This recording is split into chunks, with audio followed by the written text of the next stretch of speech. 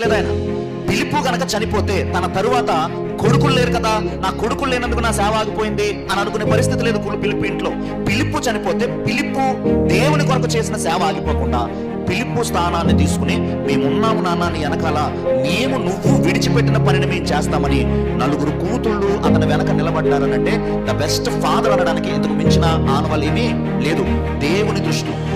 The best father అంటే దేవుని దృష్టిలో ఒక మంచి తండ్రి అంటే తను అనుసరించిన విశ్వాసాన్ని తన కుటుంబం కూడా అనుసరించేలా చేయగలదు, తను వెళ్ళిన మార్గాన్ని తన కుటుంబం కూడా వెళ్ళేలా చేయగలగడం.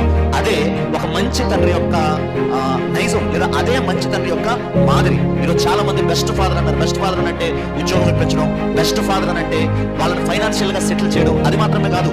బెస్ట్ ఫాదర్ అని అంటే ఒక ఆధ్యాత్మిక జీవితంలో ఆయన కనుగొన్న మార్గాన్ని పిల్లలు కూడా తప్పిపోకుండా అదే ఆధ్యాత్మిక మార్గంలో నడిచేలా చేయగలిగాడు. చూసారా, వాడే బెస్ట్ ఫాదర్ అవుతాడు.